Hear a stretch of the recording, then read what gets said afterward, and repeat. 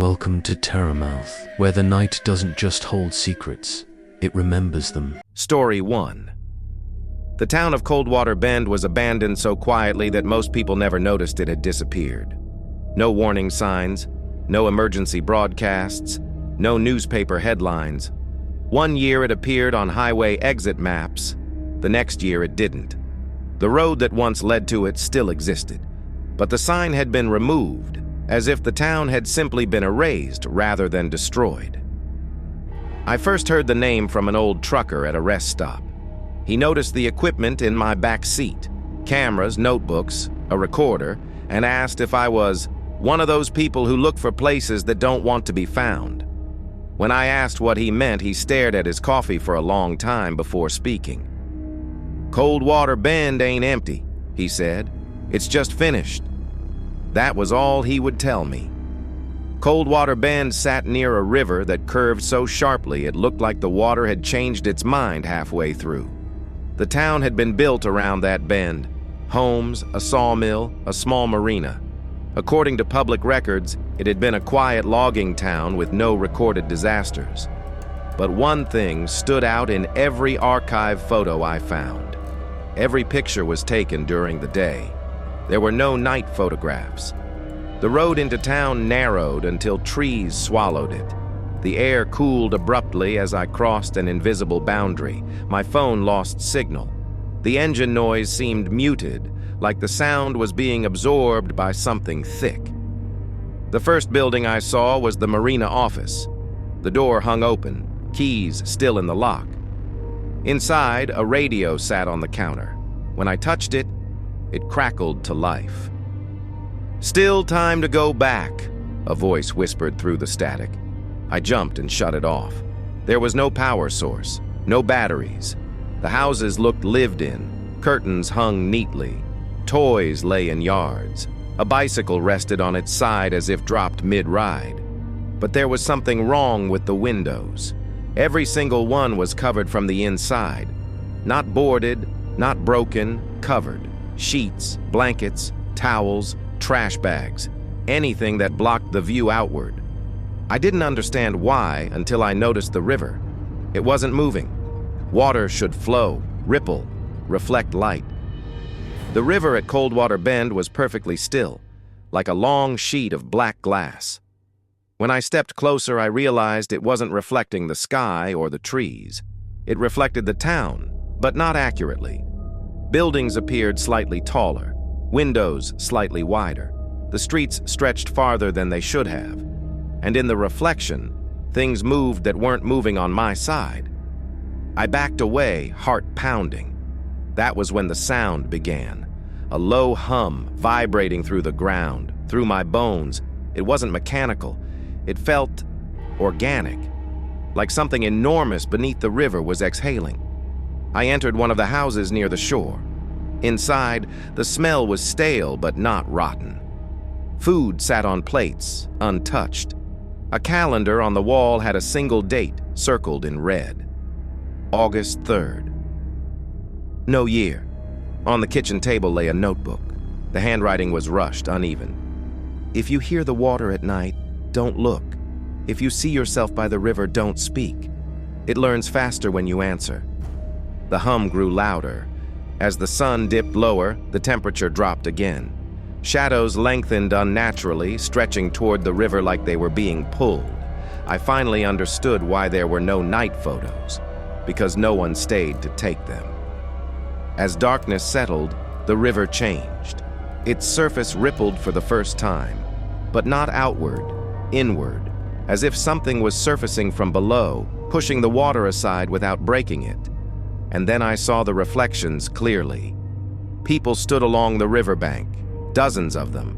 They looked like the townsfolk from the photographs. Same faces, same clothes. But they were standing in the water, perfectly still, facing the town, waiting. A voice rose from the river, layered and slow. "We watched you leave," it said. "Now you watch us return." The covered windows began to rustle. From inside the houses came movement. Soft footsteps, drawers opening, doors creaking. Not chaotic, purposeful. like a routine being resumed after a long pause. I ran toward my car, but the road back was no longer there. In its place stood the river, wider now, closer, cutting the town in half. And standing at its edge was a figure identical to me. It smiled. "You came late," it said gently. But the water remembers. The hum became deafening. The reflection version of the town began to rise, pulling itself upward like a negative being printed over reality. Buildings stretched, shadows detached from their owners. The people in the water stepped forward, and on the shore the empty houses opened their doors, waiting to be filled again. The figure wearing my face stepped closer to the river's edge. Up close, the differences became obvious. Its eyes reflected the still water instead of the sky. When it blinked, the movement lagged slightly, like a bad video sync. Its shadow pointed the wrong way. "You don't belong on this side anymore," it said calmly. "None of us do." Behind it, the river churned silently as more figures rose from beneath the surface. Men, women, children, entire families, standing knee-deep in water that should have drowned them. Their clothes floated as if underwater, yet they breathed easily, their eyes all fixed on the town. On me. I backed away until my heel hit something solid, a porch step. The house behind me had its door wide open now, light spilling out even though there was no electricity. Inside, the hum was stronger. The thing that looked like me tilted its head. "That's where it begins for everyone," it said. "Shelter first, understanding later." I ran inside and slammed the door. The house felt warmer, heavier. The air pressed against my ears like I'd gone too deep underwater. In the living room, every piece of furniture had been pushed against the walls, leaving a wide, empty space in the center. The floorboards there were darker, swollen from moisture. In the middle of the room stood a bathtub. It was filled to the brim with river water. The surface trembled as the hum deepened, turning into a rhythm, a pulse. Against my will, memories not my own flooded my mind. Coldwater Bend hadn't been abandoned because of disaster. It had been sacrificed. Years ago, the river began changing. People reported seeing themselves standing along its banks at night, watching silently. Anyone who spoke to their reflection became obsessed, drawn back to the water night after night, until one evening they simply walked in and never returned. The town elders learned the truth too late. The river wasn't haunted, it was hungry. It fed on identity, on self-recognition, on the moment a human realizes who they are and hands that certainty over. To stop it from spreading downstream, the town made a choice. They stopped leaving. Every resident agreed to stay, to never let outsiders settle, to feed the river only themselves, slowly, over generations, until it was full. But hunger doesn't end. It evolves. The reflections became more complete, more patient. They learned how to wait, how to lure. They needed witnesses now, explorers, urban legends, curious minds, people like me. The water in the bathtub rippled violently. The door behind me creaked open. My reflection stepped inside the house without dripping a single drop of water. "You can still leave," it said softly. "But something has to stay." The truth hit me like ice. Coldwater Bend didn't kill people. It replaced them. I grabbed my recorder and smashed it into the mirror hanging on the wall. The glass shattered, and the hum spiked into a scream that rattled my skull. The reflection recoiled, clutching its head. "You're not supposed to break recognition," it hissed. I ran. The town was changing now, folding in on itself. Streets curved back into themselves. Houses repeated. The river flowed everywhere at once, surrounding me no matter which direction I turned. At the old sawmill, I found a rusted sign, half buried in mud. "Coldwater Bend, you are still here." The reflections were everywhere now, stepping out of puddles, windows, even shadows. They didn't chase me. They walked calmly, confidently. They knew time favored them. At the edge of town, where the highway should have been, I saw headlights. Real ones. A car, engine running, door open. Hope surged through me until I saw the driver. It was me, sitting behind the wheel, smiling. "You can go," it said. "I'll finish this." The hum softened. The river stilled. I understood. If I left, Coldwater Bend would remain sealed. The river would be satisfied for a while. My reflection would take my place, walking the empty town, watching the water, keeping the boundary intact. I stepped back. The smile faded. The reflection screamed as the river surged, dragging it backward into the darkness. The town groaned like something ancient settling into sleep. The road reappeared. I ran until my lungs burned, until the trees thinned and cell service returned, until the night sounds felt normal again. Coldwater Bend vanished behind me. No signs, no roads, no river. I never told anyone exactly where it was, but sometimes, when I pass a lake or a slow-moving river at night, I see someone standing at the edge, watching, smiling. And I know Coldwater Bend is still there, waiting for the next person who wants to know who they really are. Story 2. The town that answered back. No one remembers exactly when Harrow's Field was abandoned. That was the first thing that felt wrong. It sat beyond a stretch of cracked highway in the middle of nowhere, a town with no welcome sign, no warning, no official record explaining why its streets were empty. Maps marked it faintly or not at all. GPS signals stuttered near it, as if the land itself hesitated to acknowledge the place. People only found Harrow's Field by mistake. That's how Daniel Cross found it, lost, low on fuel, and already uneasy long before the town appeared. The road curved sharply through dead farmland, rows of dry soil stretching endlessly on both sides. The air felt thick, heavy, as though something invisible pressed down on his chest. When the first building emerged through the haze, a rusted gas station with shattered windows, Daniel felt a flicker of relief. Civilization. But there were no cars. No lights.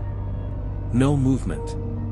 He drove slowly, tires crunching over gravel and broken glass as he passed into the heart of town. Houses lined the street, all intact but decaying, doors hanging open, curtains frozen mid-sway, children's toys scattered across porches as if dropped in the middle of play. It looked abandoned. But it didn't feel empty. Daniel parked near the town square, an open area with a dried-up fountain at its center. The silence was overwhelming, the kind that made his ears ring. Even the wind seemed to avoid the place. He stepped out of the car. That was when the town answered him. A sound echoed down the street, a distant knock. Not loud. Not urgent. Just 3 slow taps. Daniel froze. He scanned the street, heart pounding. No one stood there. No movement behind the windows. Another knock followed, closer this time. 3 taps again. "Hello?" he called, immediately regretting it. His voice sounded wrong, thin and swallowed by the air.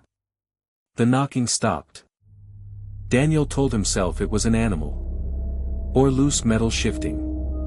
Or stress. He grabbed his flashlight and moved toward the nearest building, the old town hall, its doors ajar, a faded sign barely clinging to the brick. As soon as he crossed the threshold, the air changed. Inside, it smelled stale, like dust and old paper, and something else beneath it. Something organic. Something that reminded him of breath trapped too long in a closed room. His flashlight beam swept across the interior. Desks still stood in neat rows. Papers lay scattered but undisturbed, yellowed with age. A calendar hung crooked on the wall. The date was circled in red. October 12th. No year. Daniel stepped closer, unease tightening his throat. Scribbled around the circle were words, written over and over in different handwriting styles. Don't answer. Don't answer. Don't answer. Behind him, something knocked. This time, it came from inside the building. Daniel spun around. The sound echoed from the hallway leading deeper into the town hall, slow and deliberate, as if someone knocked from the other side of a wall. 3 taps. Then a pause. Then a voice. "Hello?" it called. Daniel's blood ran cold. It was his voice. Same tone. Same pitch. Same hesitation. He backed toward the exit, heart racing. The voice followed him, drifting closer, repeating his earlier words perfectly. "Hello? Is someone there?" Daniel burst out of the building and into the street, gasping for air. The town remained still. Silent. Too silent. Then the knocking began again, everywhere. From inside houses. Beneath porches. Behind walls. Under the pavement itself. 3 taps. Pause. 3 taps. The sound surrounded him, a slow, mocking rhythm. Windows flickered faintly, as though lights were being switched on behind the glass, but no bulbs glowed. Only shadows moved. Shadows shaped like people. Daniel ran. He sprinted down the street toward his car, breath ragged, heart hammering.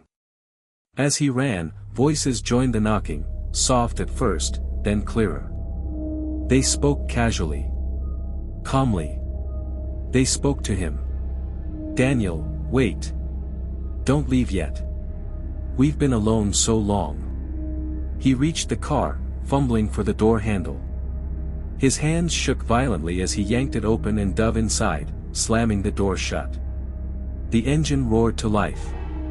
For a brief moment, he felt relief.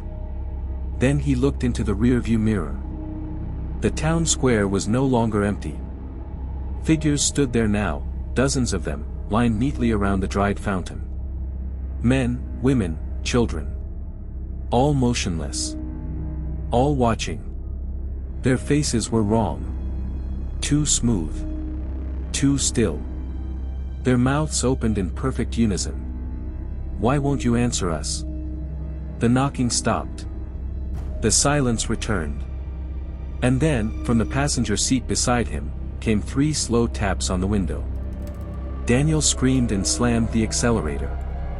The car lurched forward, tearing down the road as Harrow's Field vanished behind him, swallowed by darkness. He didn't stop driving until sunrise. Days later, shaken but alive, Daniel reported the town to local authorities. They found nothing. No road. No buildings. No record that Harrow's Field had ever existed. But Daniel knows the truth.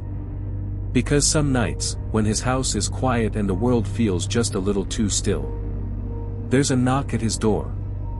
3 taps. And a voice on the other side, using his name, asking politely to be let in. Daniel Cross did not sleep after Harrow's Field. For the first 3 nights, he sat on his couch with every light on, television blaring, phone clenched in his hand like a weapon. Every sound felt staged. Every creak of the house felt intentional. When exhaustion finally dragged him under, his dreams did not take him anywhere new. They took him back. In the dream, he stood at the edge of Harrow's Field again, the cracked highway stretching behind him like an exit he no longer trusted. The town waited ahead, unchanged, quiet, patient, watching. But this time, the knocking didn't start right away. Instead, the buildings leaned closer, subtly, as if listening. Daniel woke up choking on air. His front door was standing open. The lock was still intact. No sign of forced entry. No footprints. No damage. Just 3 faint marks on the inside of the doorframe. He tried to tell himself it was stress. Trauma. His mind replaying fear until it felt real. He called in sick to work. He avoided driving at night. He avoided silence. But the town did not avoid him. It followed a schedule. Every night at exactly 2:14 a.m., Daniel heard the first knock. Always from a different place. Sometimes the bedroom wall. Sometimes beneath the floor. Once, from inside the bathroom mirror. 3 taps. Never more. Never less. And always followed by a pause long enough for him to wonder if he imagined it. Then the voice came. Not threatening. Not angry. Familiar. Daniel? Can you hear us? You left without saying goodbye. He stopped answering after the 3rd night. That's when it escalated. The knocks grew louder. Closer. The voices multiplied, some he recognized, others he didn't. A woman crying softly. A man clearing his throat nervously. Children whispering to each other like they were bored. They spoke like neighbors.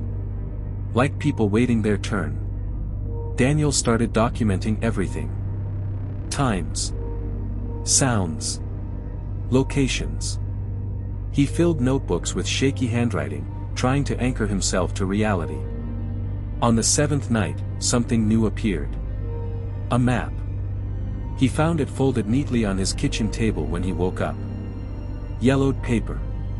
Hand-drawn roads. Faded ink. At the center, clearly marked. Harrow's Field. But surrounding it were notes. Names. Dates. And one word written repeatedly in the margins, darker than the rest, as if pressed into the paper with too much force. Answered. Daniel's name was there. Circled. Underlined. That was when he went looking for help. The internet offered nothing useful, no missing town records, no abandoned community matching the description. But when he posted anonymously on a late-night forum, someone replied within minutes. User, still knocking. You heard them, didn't you? Daniel's hands trembled as he typed back. You've been there. The reply came instantly. We all have. Eventually. They moved the conversation to private messages. The user claimed to be part of a small group, people who had encountered Harrow's Field over the last 50 years. Truckers. Hikers. Surveyors. Lost drivers. Most didn't make it far enough to come back. Those who did shared the same story. Harrow's Field was not abandoned. It was unfinished. It's a town built from voices, the user wrote. From conversations that never ended. From people who knocked and were answered. Daniel read message after message, his blood running cold. Anyone who spoke back to the town, even once, left a piece of themselves behind.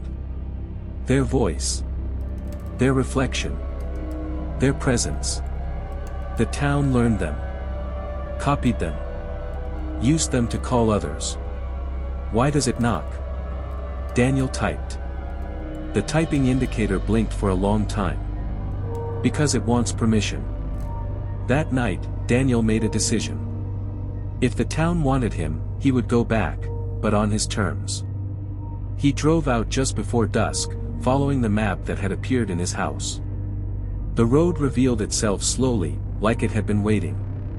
The sky darkened unnaturally fast, clouds rolling in thick and low. When Harrow's Field emerged from the fog, it looked more alive than before. Lights glowed faintly behind windows. Doors were closed now. Neat. Respectful. Expectant. Daniel parked at the edge of town. The knocking began immediately. 3 taps. From everywhere. He stepped out of the car. Stop, he shouted. His voice echoed strangely, bending as it traveled. I know what you are. The town listened. The figures appeared one by one, emerging from doorways, alleyways, shadows. Dozens became hundreds. Their faces shifted subtly, cycling through expressions Daniel recognized, his own fear, his own confusion, his own voice forming their words. You answered us, they said together. Now we answer you. What do you want? Daniel demanded. They stepped aside. The ground in the town square split open soundlessly, revealing a stairwell descending into darkness. Warm air rose from below, carrying the scent of breath and dust and old conversations. To finish, the voices said. Daniel understood then. Harrow's Field was a place between moments, a collection of people who had been acknowledged but never released. Every knock answered created another echo. Another resident. Another voice trapped in the walls. If someone didn't close the loop, it would keep spreading. He stepped forward. The town leaned in. I won't stay, Daniel said. But I'll listen. The voices hesitated. Listening was dangerous. Listening meant remembering. Daniel descended the stairs, each step heavier than the last. Below was a vast chamber, its walls pulsing faintly like lungs. Whispered conversations layered over one another, unfinished sentences looping endlessly. He spoke loudly, clearly. You were heard, he said. You don't need to knock anymore. The chamber shook. The voices screamed, not in pain, but release. The walls cracked. The whispers unraveled, fading into breath and silence. One by one, the voices dissolved, no longer trapped in repetition. Above him, the town screamed, not angrily, but desperately. Daniel ran. He didn't look back. At dawn, Harrow's Field was gone. No road. No fog. No trace. Daniel returned home changed, exhausted, hollow, but free.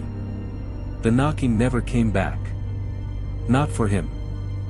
But sometimes, when he listens to late-night radio or walks past an old abandoned house, he hears something faint beneath the noise.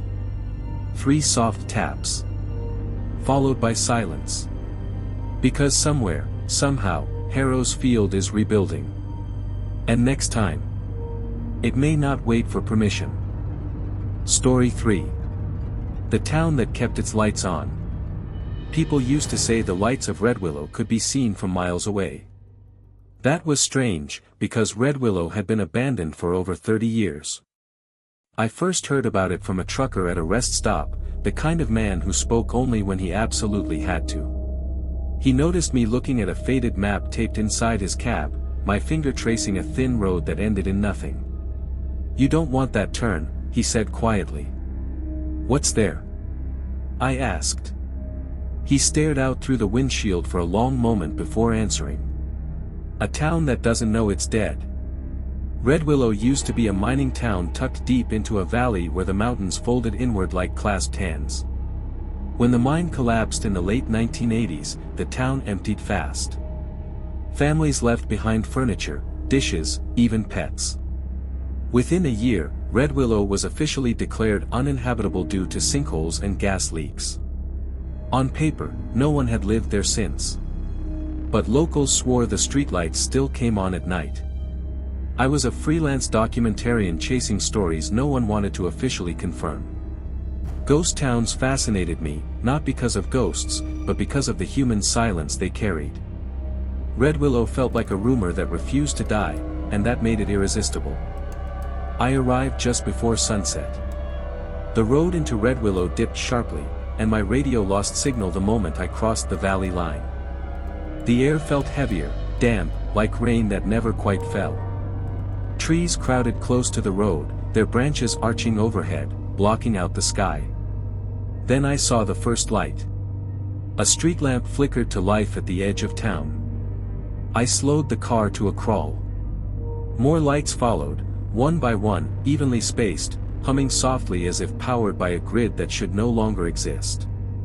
Houses lined the street, their windows dark but intact. No broken glass. No graffiti. No signs of vandalism. Red Willow didn't look abandoned. It looked paused. I parked near the old town square and stepped out. The silence was immediate and absolute. No insects. No birds. Even the wind seemed unwilling to pass through. As dusk settled, every streetlight glowed steadily. I checked my phone. No service. No GPS. The screen flickered, then went black. That should have been my sign to leave. Instead, I lifted my camera and started recording. The buildings were frozen in time. A diner with menus still taped to the windows. A school with chalk writing faintly visible on a board through the glass. A grocery store with shelves still stocked, labels yellowed but untouched. Then I noticed something wrong. Every clock I could see, through windows, on walls, hanging in shops, showed the same time. 9:17. None of them were ticking. I told myself it was coincidence.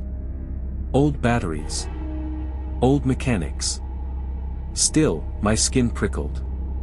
I chose the diner as my first stop. The door opened easily, the bell above it chiming once, sharp and loud in the stillness. Inside, the air smelled faintly of grease and dust. Booths sat neatly arranged. Coffee cups rested on tables as if waiting to be cleared. Behind the counter, a pot still sat on the burner. Cold. Empty. I walked deeper inside, my footsteps echoing too loudly. On the wall behind the counter hung a bulletin board. Flyers overlapped one another, church events, missing pets, town meetings. One flyer caught my eye. Community meeting, all residents required, 9 p.m. No date. Pinned beneath it was a handwritten note, the ink faded but legible. Do not turn the lights off. A noise came from the kitchen. Not a crash. Not footsteps. A chair scraping gently across tile. I froze. Hello. I called out, hating how small my voice sounded. No answer. I edged toward the swinging door, camera raised. As I pushed it open, the kitchen lay empty. Chairs were tucked in. Counters were clean. Nothing disturbed. But the clock above the sink read 9:17. I backed away slowly. Outside, the sky had gone completely dark. The streetlights cast long shadows that didn't quite align with the buildings that made them. I noticed then that none of the lights flickered or buzzed. They glowed steadily, unnaturally steady, like stage lighting. That's when I heard voices. Low. Distant. Too many to count. They drifted through the town like a murmur carried on water. I couldn't make out words at first, just rhythm, rise and fall, the sound of people talking somewhere nearby. My instincts screamed at me to leave. I turned toward my car. It wasn't where I left it. The parking space was empty. The street behind me stretched longer than it should have, buildings repeating themselves, storefronts mirrored like a reflection. Panic bloomed hot in my chest. I broke into a jog, then a run, boots pounding pavement that felt subtly soft underfoot. The voices grew louder. Clearer. They were coming from the town square. Against every instinct, I followed the sound. The square opened up ahead, illuminated by a ring of streetlights.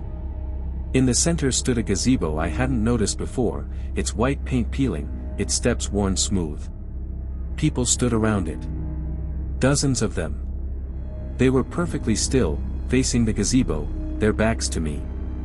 Men, women, children, dressed in clothes from different decades, some modern, some painfully outdated.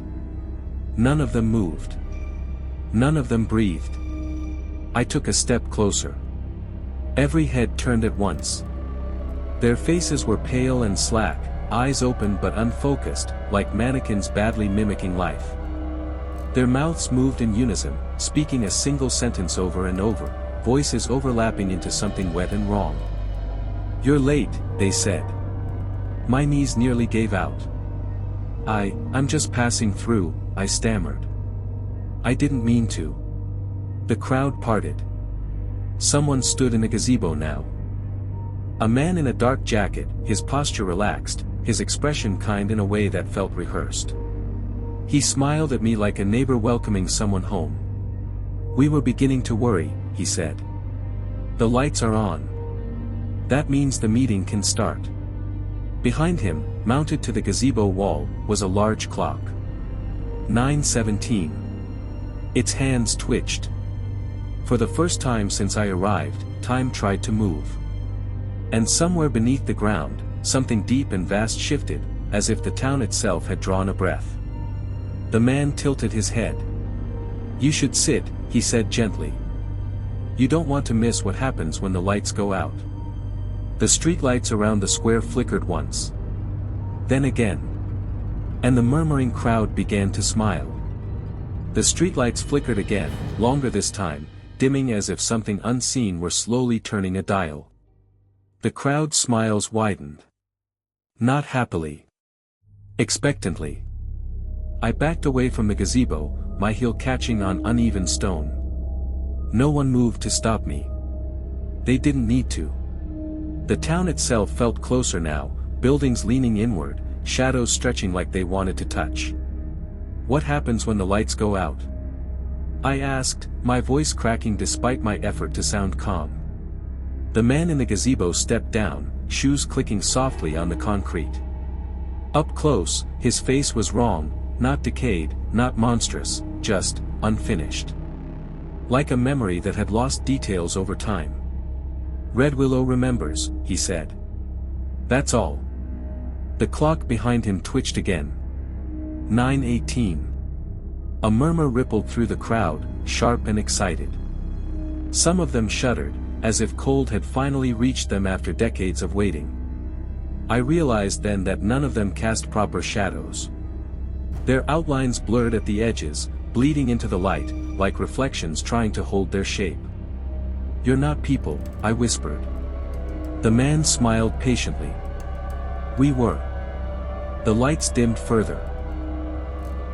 A deep sound rolled through the town, not a roar, not an earthquake, but a low hum, like massive machinery waking beneath the earth. The ground vibrated under my feet, gentle but constant. Red Willow was never abandoned, the man continued. It was sealed. Images flooded my mind that weren't mine, miners screaming in collapsing tunnels, emergency sirens wailing, town meetings held under flickering lights. I saw people arguing, desperate, exhausted. If we leave, the mine dies with us. If the mine dies, so does the town. They hadn't chosen evacuation. They had chosen something else. They found gas pockets under the valley, the man said, as if narrating my thoughts. Not just fuel. Something older. Something that needed attention. Needed witnesses. The crowd began to move, slow and synchronized, stepping closer to me from all sides. "You fed it," I said. "With yourselves." "With time," he corrected. "With routine. With light." Every night at 9:17, Red Willow turned on its lights. And something beneath it stayed asleep. I felt my camera vibrate in my hands. The screen flickered back to life on its own. The lens pointed not at the town, but at me. Behind me, on the screen, the streets were full again. Cars parked. Shops open. People walking. Alive. But when I turned around, the real town remained frozen and hollow. "You keep it dreaming," I said. The man nodded. And now the dream is thinning. The lights flickered violently. One street lamp shattered, glass raining softly onto the pavement. The hum beneath the ground deepened into something strained, angry. "What happens if it wakes up?" I asked. The man's smile finally faltered. "It starts walking." A scream echoed from somewhere in town, not from the crowd, but from the darkness beyond the square. A long, tearing sound that bent the air around it. The crowd reacted instantly. They rushed to the streetlights. Not to flee, but to hold them. Men and women wrapped their arms around the metal poles, faces pressed against cold steel, mouths opening as if whispering prayers or instructions. The lights brightened slightly where they touched them, fed by something unnatural. "You can help," the man said urgently, reaching for me. "You came here. That means you're early." I yanked my arm away. "No," I said. "I didn't come to replace you." His expression hardened. "Then you'll be part of the failure." The ground cracked. A fissure split the pavement at the edge of the square, releasing a breath of air so foul and ancient I gagged. From deep below came a sound like slow, enormous inhalation. The town lights dimmed all at once. 9:19. The crowd screamed, not in pain, but in recognition. I ran. The streets twisted as I fled, repeating and stretching, but panic sharpened my focus. I followed the sound of my own footsteps until I burst out of the valley, tripping onto the road where my car now waited, engine idling. The town behind me went dark. Every light. All at once. The silence that followed was absolute. I drove without looking back. Authorities later confirmed a massive sinkhole had swallowed Red Willow overnight. No bodies were recovered. No structures remained. Officially, it was declared a delayed geological failure. But here's what they didn't explain. Every night since then, at exactly 9:17 p.m., streetlights flicker on along abandoned roads near the valley. No power source. No maintenance. Just lights. And sometimes, if you're alone and quiet enough, you can hear a town beneath the ground. Murmuring, waiting, hoping someone will stop and stay long enough to keep the lights on. Story 4. The town that refused to be remembered. No one agreed on how long the town of Elderglen had been abandoned. Some maps showed it faintly, like a printing error. Others skipped the area entirely, leaving a blank patch of land between highways. GPS systems glitched when routed through it, recalculating endlessly, as if unsure the place existed at all. But locals in nearby counties knew the road. They just didn't talk about it. Elderglen sat at the end of a long, narrowing highway that seemed to stretch farther the closer you got. The trees along the road grew denser, their branches leaning inward, forming a canopy that blocked out the sky. Radio stations faded into static miles before the town appeared. And then, suddenly, it was there. Perfectly intact. That was what made it wrong. I found Elderglen while documenting abandoned towns for a research blog. Mining settlements, flood zones, places evacuated after fires, those were predictable. Elderglen wasn't. There were no records of disaster. No newspaper articles. No official evacuation orders. Just silence. The first thing I noticed when I crossed the town limits was the sound. Nothing. No wind through trees. No birds. No insects. Even my car engine sounded muted, like the air itself swallowed noise. Houses lined the streets neatly. Paint peeled but not badly. Windows were dusty, not shattered. Cars sat parked in driveways, doors closed, keys still in ignitions. A grocery store stood at the corner with a sign that read "Open Daily," the letters faded but intact. It looked like everyone had stepped away for lunch. I parked near the town square and stepped out. The air smelled old. Not rotten, just unused. Like a room sealed for decades. I raised my camera and took photos. Street signs. Buildings. The clock tower in the center of town, its hands frozen at 6:42. I assumed the time meant something, but I didn't know what yet. As I walked, an unease settled into my chest, not fear exactly, but the sensation of being watched without eyes. Then I realized something else. There were no names. The street signs had no lettering. Just blank green metal. The storefronts had spaces where names should be, as if someone had carefully scraped them away. Even the gravestones in the small cemetery at the edge of town were smooth, dates intact but names erased. I told myself it was vandalism. But it was too consistent. I entered one of the houses. The front door wasn't locked. Inside, everything was still in place. Furniture. Family photos turned face down on mantels. A calendar on the wall, stuck on April 12th, with every date before it crossed out carefully in red ink. The last date wasn't crossed. Someone had written a single word beneath it. Remember. I felt a chill crawl up my spine. I left the house quickly and returned to the street. That was when I noticed footprints in the dust ahead of me. Fresh. They led toward the town square.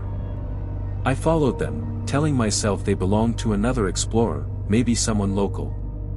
But as I reached the square, the footprints stopped abruptly, ending in the middle of the road.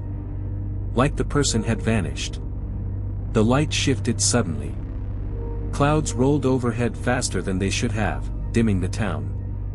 The silence deepened, pressing against my ears until I could hear my own heartbeat. Then the clock tower moved. The hand twitched forward 1 minute. 6:43. A low sound followed, not a chime, but something closer to a breath being released. I stepped back instinctively. That was when I heard a voice. Not loud. Not close. It came from everywhere. Don't stay too long. I spun around. The streets were empty. Hello. I called, immediately regretting breaking the silence. My voice echoed wrong, flattened, distorted, like it didn't belong here. Another sound followed. Footsteps. Slow. Measured. I turned toward the sound and saw them. People. They stood at the edges of the streets, half hidden in doorways and alleys. Men, women, children, dressed in clothes from different decades. Some looked recent. Others looked old, their styles outdated, their skin pale and thin. All of them stared at me. None of them blinked. I raised my camera, hands shaking, and snapped a photo. The screen showed the street. Empty. I lowered the camera. They were still there. A woman stepped forward. Her face was calm, almost gentle, but her eyes were wrong, too clear, too empty. You shouldn't have found us, she said. What is this place? I asked. She tilted her head slightly, like she was considering whether the question was allowed. We're what's left, she said. After people stopped saying our names. The air behind her seemed to ripple, like heat distortion. The building subtly leaned inward, barely perceptible, as if the town itself was listening. I just want to leave, I said. A murmur passed through the others. Not speech, memory. You can, the woman replied. If you remember how. Before I could ask what she meant, the clock tower lurched again. 6:44. The sound this time was louder. Closer. The ground beneath my feet vibrated faintly, like something massive had shifted far below the town. The people began stepping closer. Not threatening. Inviting. Stay, one of them whispered. Another voice followed. Tell them about us. My head throbbed suddenly. Images flooded my mind, newspaper clippings with blank headlines, maps slowly erasing a dot, people trying to recall a town they once lived in and failing. Elderglen wasn't abandoned. It was forgotten. And it was starving. The woman reached out her hand. Just your name, she said softly. So we can keep it. The clock tower ticked again. 6:45. I felt something pulling at my thoughts, tugging at the edges of who I was. My name hovered on my tongue, suddenly fragile, like it could slip away if I wasn't careful. I took a step back. That was when the road behind me began to fade. Not crumble. Fade. Like a memory being erased. And I understood the truth too late. Elderglen didn't trap people. It made sure no one remembered they had ever left. The road was disappearing behind me, thinning like mist under sunlight. The edges of the asphalt blurred first, then the markings, then the memory of where it had come from. I turned back toward the town square because there was nowhere else to look. The people of Elderglen were closer now. They didn't rush. They never rushed. They moved the way memories do, slow, inevitable, impossible to stop once they surface. The woman who had spoken before stood a few feet away. Up close, I could see faint cracks along her skin, like porcelain repaired too many times. Her smile was patient. "You feel it," she said. "The forgetting." "My name isn't yours," I snapped, forcing the words out as pressure built behind my eyes. "You can't take it." She shook her head gently. "We don't take," she replied. "We're given." The clock tower ticked again. 6:46. The sound was wrong, wet, deep, like something shifting its weight underground. The vibration traveled up through my boots and into my bones. Around us, buildings creaked softly, settling inward by fractions of an inch, as if the town were slowly tightening its grip. I looked at the people surrounding me. Some were crying silently. Others watched with dull acceptance. A boy near the front clutched a toy truck with missing wheels. An old man stared at the ground, lips moving as though reciting something he was terrified to forget. "How long have you been here?" I asked. The woman's eyes darkened. "Longer than we can remember," she said. "That's the price." She gestured toward the clock tower. "When the last person who knew our names died, the town began to slip. Roads first. Records. Maps. Then memories. We held on as long as we could, but places don't survive on buildings alone." "What do you survive on?" I asked. She didn't answer directly. The people stepped aside, forming a narrow path toward the clock tower. I saw now that the ground beneath it wasn't solid stone but layered, scraps of paper, photographs, license plates, street signs, diaries, letters. Everything that had once recorded Elderglen's existence had been pressed together into a foundation. Memory, compacted into mass. "You don't have to stay," she said again. "But you can't leave empty-handed." My head pounded.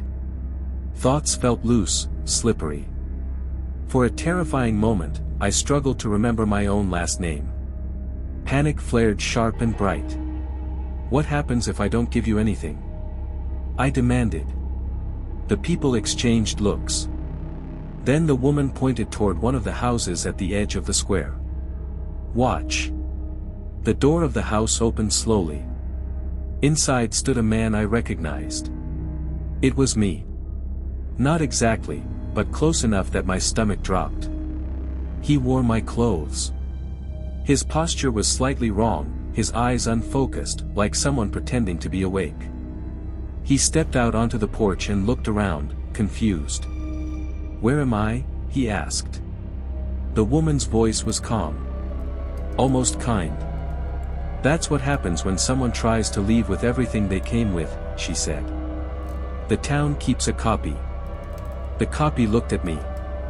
Recognition flickered across his face. "You're me," he said softly. "No," I whispered. "I'm me." The copy frowned, uncertainty spreading. Then the clock tower lurched again. 6:47. The copy staggered, clutching his head. I felt a sharp pull in my chest, like something being stretched thin. "You see," the woman said. "We don't trap bodies. We anchor identities." The copy's features blurred slightly, as if his face were being smudged by an unseen hand. His mouth opened, but no sound came out. Then he simply stopped. Standing. Breathing. Empty. Two people stepped forward and guided him gently back into the house. "You'll forget you saw that," the woman added. "If you leave." My heart raced. "Then how do I leave?" She studied me for a long moment. "Give us something meaningful," she said. "A memory. A moment. A piece of yourself that proves we existed." The truth hit me then. Elderglen wasn't feeding on people. It was feeding on remembrance. I thought of my childhood home. My mother's voice. My first real fear. My first love. All of it felt suddenly fragile, like glass under pressure. I shook my head. "No," I said. I won't hollow myself out for you. The ground trembled violently. Buildings groaned. Windows cracked. The people cried out, not in anger, but desperation. The clock tower ticked again. 6:48. The woman's expression shifted for the first time, fear, raw and human. If you take everything with you, she said urgently, we'll disappear. Then disappear, I replied hoarsely. Something beneath the town moved. A deep, grinding sound rose from below, like an enormous throat clearing itself. The street split open down the center, revealing darkness layered with fragments of lives, faces, voices, half-formed thoughts swirling slowly like debris in water. The town was collapsing inward. The people screamed now, their calm finally breaking. Some reached for me. Others clutched each other, fading at the edges like smoke. The woman stumbled, falling to her knees. We just didn't want to be alone, she whispered. The copy of me stepped out again, eyes clearer now, pain etched across his face. Go, he said. If one of us remembers, maybe that's enough. I backed away as the square caved in. The road behind me solidified suddenly, snapping back into existence like a recalled thought. The clock tower rang, not a tick this time, but a final, hollow chime. 6:49. I ran. The trees blurred past. The silence broke all at once, birds, wind, distant engines roaring back like the world had taken a breath after being underwater too long. I didn't stop running until Elderglen was gone. Days later, I tried to write about it. Every time I typed the town's name, my screen glitched. Files corrupted. Photos showed empty streets where buildings should have been. My notes became vague, fragmented, slipping away from specifics. But some things remained. I still remembered the woman's face. The copy of myself. The clock frozen forever between minutes. And sometimes, when I drive through rural highways at dusk, my GPS reroutes suddenly, insisting on a road that doesn't exist. The name Elderglen hovers just out of reach in my mind, almost forgotten. And I know that somewhere, a town is waiting. Not to trap me. Just to be remembered long enough to survive. Story 5. The place where no one ever died. The town did not appear on any modern map. I found it by accident while driving through a stretch of desert that locals warned me not to cross at night. There was no sign announcing its name, only a rusted road marker bent sideways, its lettering worn smooth as bone. My GPS lost signal minutes before I saw the first building, and my phone battery dropped from 70% to dead without warning. That should have been enough to turn back. But the road ahead felt expectant. The town sat in a shallow valley, surrounded by hills stripped bare by wind. Every building stood intact, almost carefully preserved. Houses with unbroken windows. A school with desks visible through the glass. A hospital with its lights still on. And yet, there was no movement. No birds. No insects. No sound of wind. I parked near the town square, my footsteps echoing too loudly as I stepped out of the car. The air felt dense, like breathing through cloth. A sign beside the square read: Welcome to Marrow Falls. Population, 312. The number looked freshly painted. I walked for nearly 10 minutes before I saw the first person. He stood outside the grocery store, hands folded, staring directly at me. He was dressed in old-fashioned clothes, nothing theatrical, just outdated. His skin was pale but healthy. His eyes alert. "You're late," he said calmly. "I'm just passing through," I replied. He smiled, but the smile didn't reach his eyes. No one passes through. They arrive. Others emerged then. Slowly. Quietly. They stood in doorways, at street corners, near windows. Men. Women. Children. All watching me with the same calm curiosity. I noticed something strange as I looked closer. None of them blinked. An older woman stepped forward. "You look tired," she said kindly. "You should rest. We have a hospital." "I'm fine," I said, backing away. "I'll just head out." Her expression shifted, confusion, then mild concern. "Why would you leave?" Before I could answer, a bell rang. Not loud. Not sharp.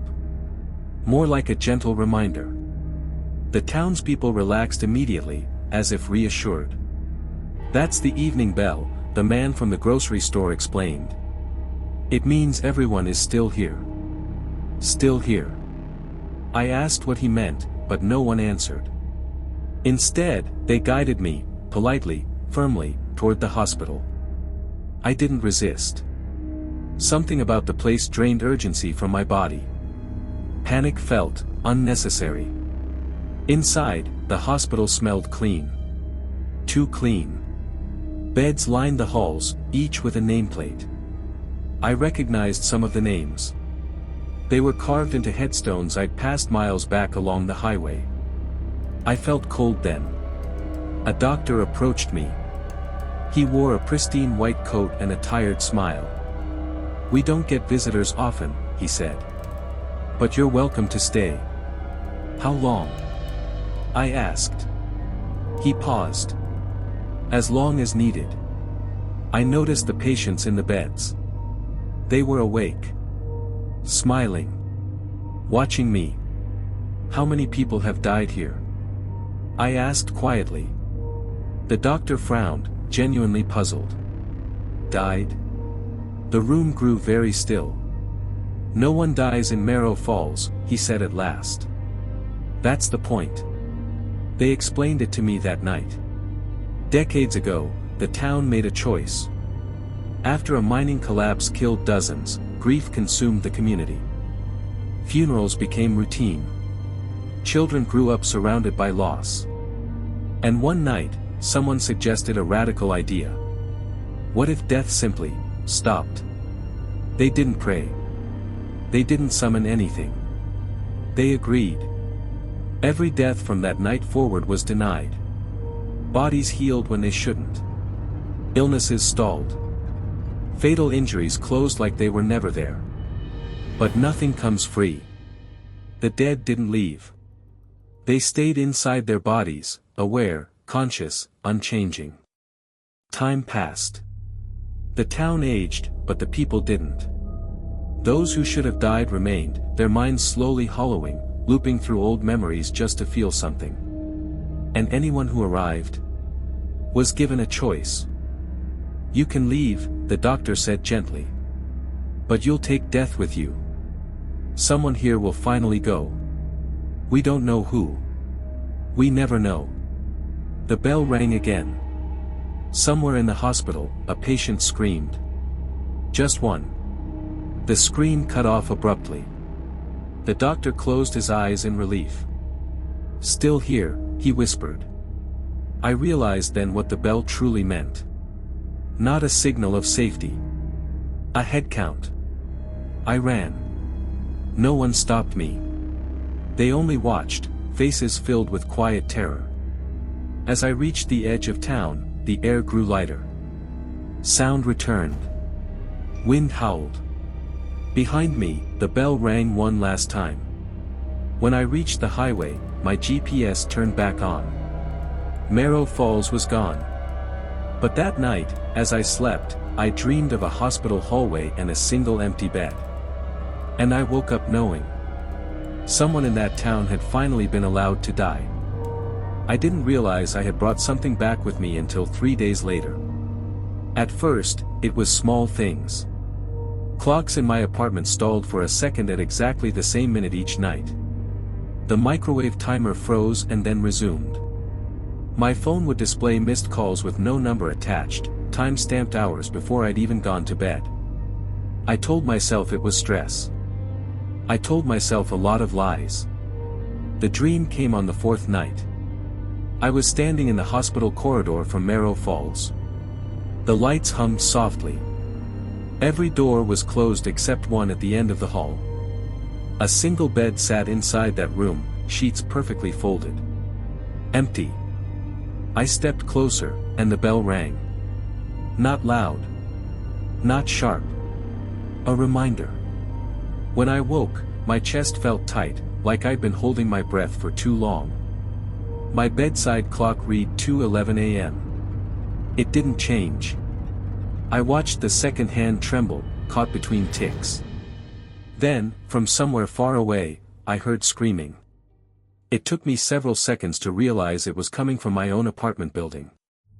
By the time I reached the hallway, neighbors were already standing outside their doors, confused and half asleep.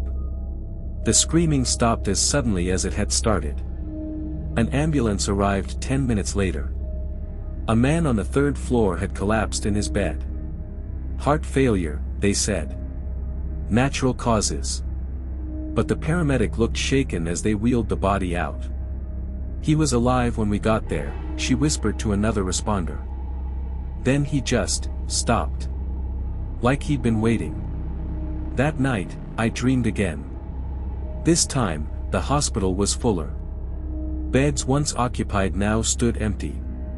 The people from Marrow Falls lined the hallway, watching me with expressions that were no longer calm.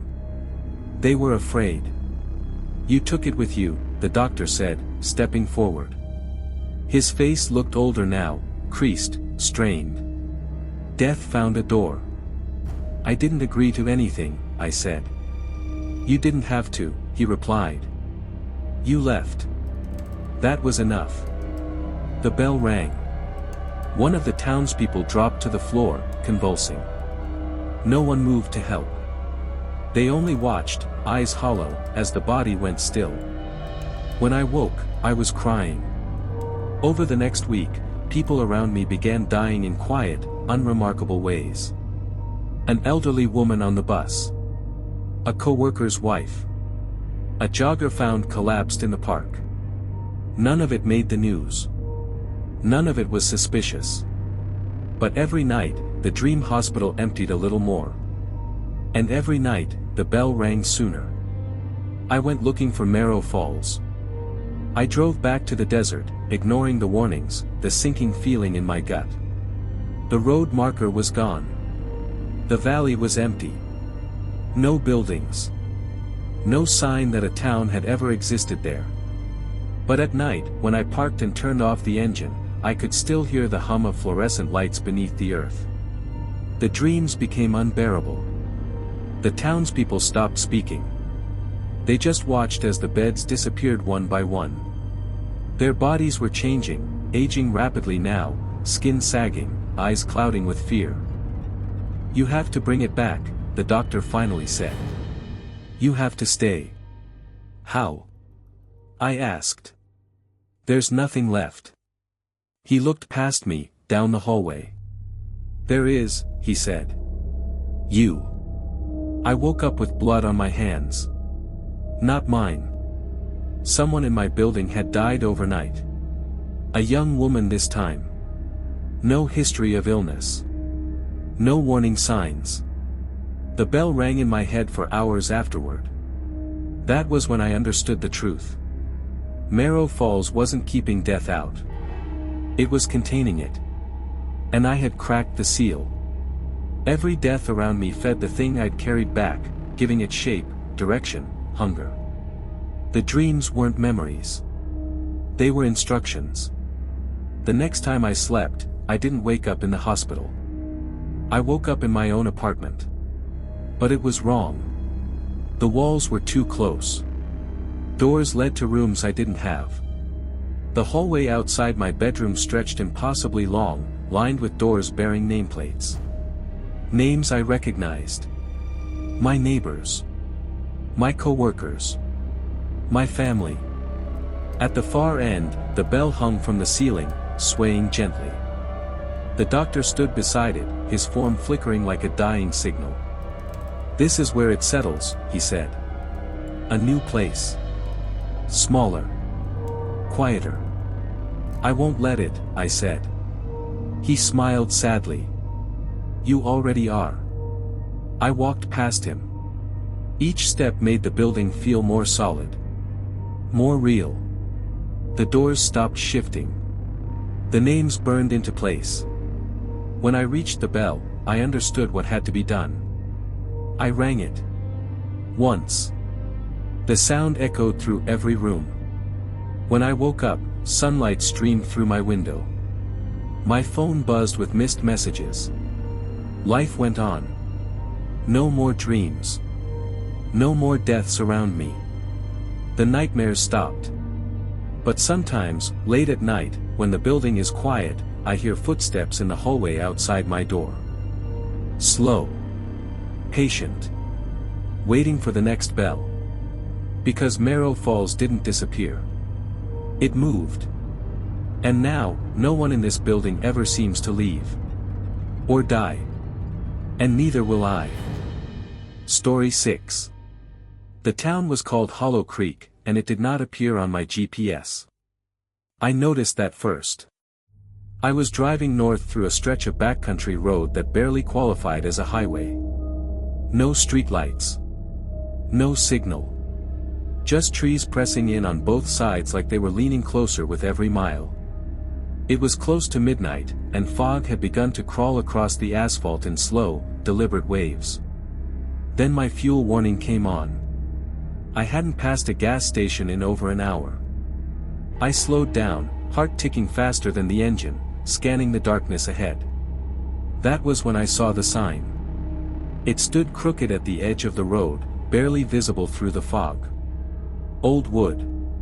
White paint peeled down to gray fibers. The letters looked hand-carved.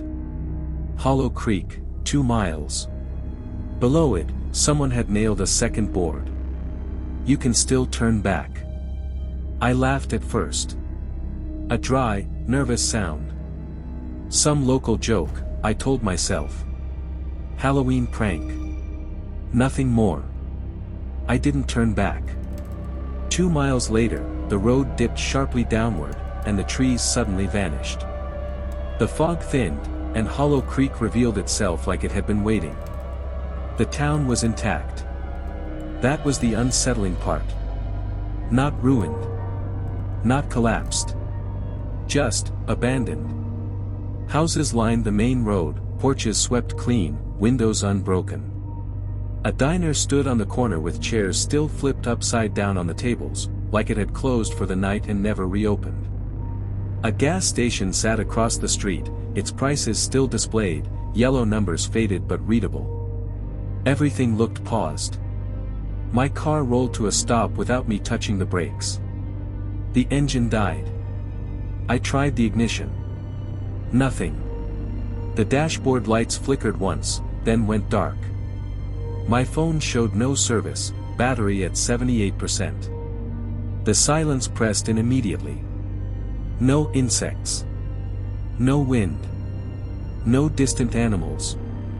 I stepped out of the car, and the sound of my door closing echoed far too loudly, bouncing off empty buildings like the town was repeating it back to me. That's when I noticed the clocks. Every building I could see had one. The diner's wall clock. A digital display inside the gas station. Even a clock mounted on a lamppost in the center of town. All of them read the same time. 11:43 p.m. They did not tick. I walked toward the diner, my footsteps the only movement in Hollow Creek. The air smelled faintly of iron and damp wood, like something old had recently been disturbed. I pressed my face to the diner window and peered inside. A plate sat on the counter. Food still on it. Not rotten. Not dried. Just, untouched.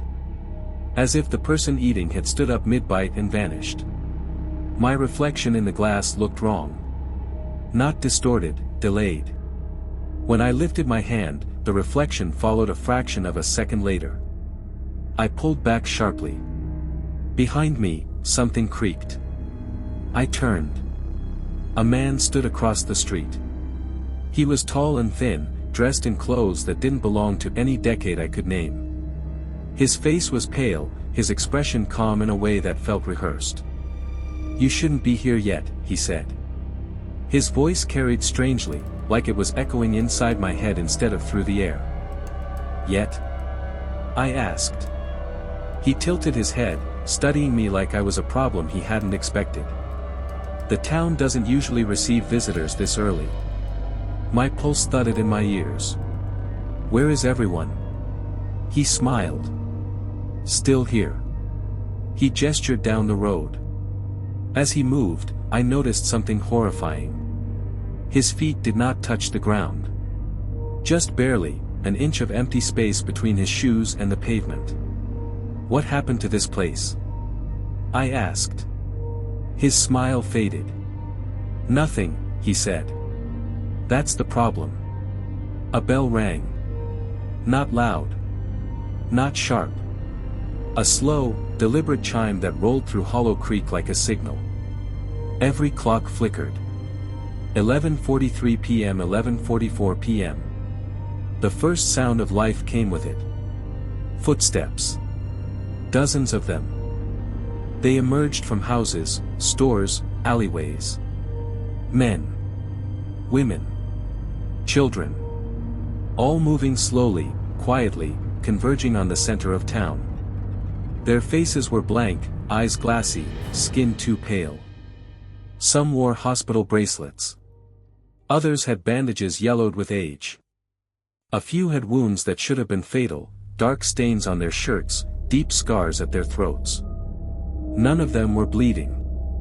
None of them were breathing. The man beside me spoke again, softly now. "Hollow Creek is where people come when they don't finish dying." My mouth went dry. "What does that mean?" He looked at the gathering crowd. "It means accidents where the body shuts down too slowly. It means comas that last just long enough. It means towns erased by fires or floods where no one was found in time." The people stopped moving. All at once. They turned toward me. "You're still warm," the man said. "That makes you interesting." The bell rang again. 11:45 p.m. Pain exploded behind my eyes. Suddenly I wasn't standing in the street anymore. I was lying in a hospital bed. Machines surrounded me, their screens flatlined. Doctors stood frozen mid-motion, faces stretched in silent panic. My chest felt heavy, unmoving. Then I was back in Hollow Creek. Then back in the bed. Back and forth, faster and faster, like reality couldn't decide which version of me was correct. The man grabbed my arm. His touch was ice cold. "You're between," he said urgently. "Just like we were." I screamed. The sound came out wrong, echoing, layered, as if a dozen voices were screaming with me. The townspeople stepped closer. Their mouths opened. They spoke in unison. "Stay." The ground beneath my feet cracked. Not breaking, opening. Darkness yawned below, and from it rose the smell of soil and old rain and something far worse. Memory. Not mine. The memories of everyone who had ever arrived here. Car crashes. Heart attacks. Hospital rooms. Final moments stretched too thin. I realized then what Hollow Creek really was. Not a town. A waiting room. And it was almost my turn. The man tightened his grip. "If you want to leave," he whispered, "you have to die properly." The bell rang again. 11:46 p.m. And this time, my heart stopped. Darkness didn't come when my heart stopped. Sound did. A deep, crushing pressure filled my ears, like being submerged under miles of water. I felt my body jerk violently, then float. My chest burned, then went numb. Somewhere far away, a machine screamed. Then Hollow Creek dragged me back.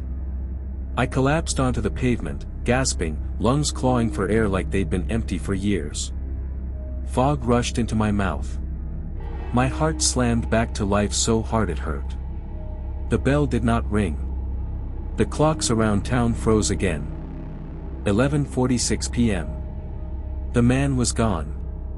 So were the people. The street was empty, too empty. No footsteps. No whispers. No movement behind windows. Hollow Creek had swallowed itself whole. I staggered to my feet, dizzy, my vision swimming. My reflection in the diner window now moved when I did, no delay. That terrified me more than before. I was no longer between. I was inside. The silence was broken by a new sound. Breathing. Not mine. It came from everywhere at once, slow and labored, like a town-sized chest rising and falling. With each inhale, the buildings creaked. With each exhale, the fog thickened. I ran. Down the main road. Past the gas station. Toward where the highway should have been. But Hollow Creek did not let roads behave normally. The street stretched. Houses repeated. The diner appeared again on my left, exactly as it had before. Same plate. Same untouched food. I had gone nowhere. A voice spoke from behind me. You didn't finish. I turned slowly. The man stood beneath the lamppost with the frozen clock. His expression was no longer calm. It was strained, like he was holding something back. You restarted, he said. That complicates things. You said I had to die properly, I snapped. I did. For a moment. He nodded. And then you refused. The ground trembled faintly, like distant thunder. Hollow Creek doesn't like that, he added. I looked past him, and saw them. The townspeople were back, but wronger now. Their bodies sagged unnaturally, joints bending in ways they shouldn't. Their eyes were open too wide, white stretched and veined. Their mouths hung open, breathless. They were no longer pretending to be human. They tried to leave, the man said quietly. Once. Images slammed into my head. A fire. Sirens cut short. A flood roaring through streets at night. Cars colliding on icy roads. Hospital generators failing. People dying, but not enough. Their bodies survived. Their endings did not. So you brought them here? I asked. No, he said. They arrived. Just like you. The breathing grew louder. The town inhaled. Windows fogged from the inside. Doors rattled. The ground split along the road centerline, revealing darkness below, thick, pulsing, alive. You're destabilizing the balance, the man said. If you stay awake in Hollow Creek, it spreads. Spreads where? He looked at me with something like pity. Everywhere. The townspeople began moving again, not toward me, but toward the cracks in the ground. One by one, they stepped down willingly, vanishing into the dark below like they were returning to something familiar. I backed away. I won't stay, I said. I don't belong here. The man studied me carefully. You're right, he said. But leaving costs more than dying. The bell rang. Not once. 3 times. The clocks jumped. 11:47 p.m. 11:48 p.m. 11:49 p.m. Pain ripped through my chest. My vision blurred. I felt my pulse stutter, slow, then race uncontrollably. You're anchored now, he said. Hollow Creek knows you. What do I do? I shouted. For you, he said. There's only one exit. He pointed to the gas station. Inside, the lights flickered to life for the first time. The door creaked open, revealing a narrow hallway behind the counter that had not been there before. It went down. Far down. Every town like this has a caretaker, he said. Someone who stays conscious while everyone else waits. Someone to keep the boundary closed. My stomach dropped. You. He shook his head slowly. I'm tired. The breathing became a roar. The ground cracked wider. The clocks all began ticking again, fast. 11:50 p.m. 11:52 p.m. 11:55 p.m. Time was breaking. "If you walk away," he said, "Hollow Creek will follow you. Through dreams.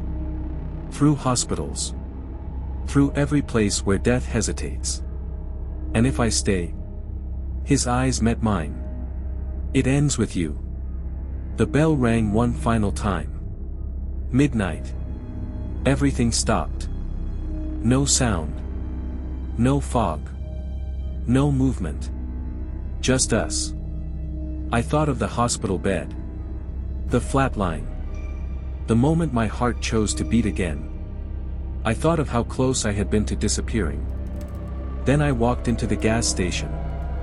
The hallway swallowed me whole. Behind me, Hollow Creek exhaled, slowly, gratefully, as the clocks reset to 11:43 p.m. once more. They found my car the next morning. Engine cold. Tank half full. No sign of me. Hollow Creek does not appear on maps anymore. But people who survive near-death experiences sometimes describe the same dream. A quiet town. Frozen clocks. A gas station with the lights on. And a figure standing beneath a lamppost, waiting for the next arrival. Because Hollow Creek is still there. And someone has to keep time from moving forward again. Thanks for watching. Like, comment, and subscribe. Terramouth.